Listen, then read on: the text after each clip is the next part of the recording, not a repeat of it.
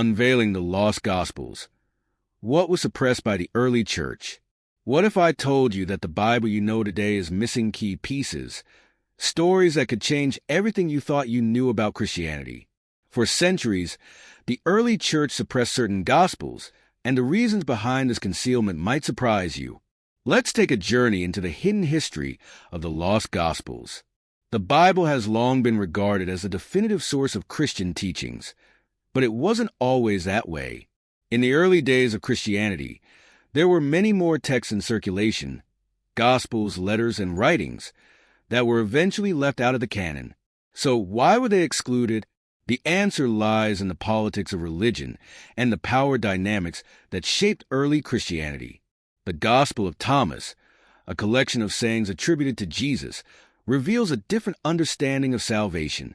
It challenges the traditional narrative of Christ's death and resurrection by emphasizing personal spiritual enlightenment rather than divine atonement. This Gnostic gospel, with its teachings on secret knowledge, was seen as a direct threat to the emerging orthodoxy of the early church. Likewise, the Gospel of Mary presents Mary Magdalene not just as a witness to Jesus' resurrection, but as a spiritual leader, perhaps even more insightful than some of the male apostles. Early church leaders, particularly those in positions of power, feared that these alternative texts could destabilize their authority. Women in leadership roles didn't align with their patriarchal ideals, and thus, the Gospel of Mary was relegated to obscurity.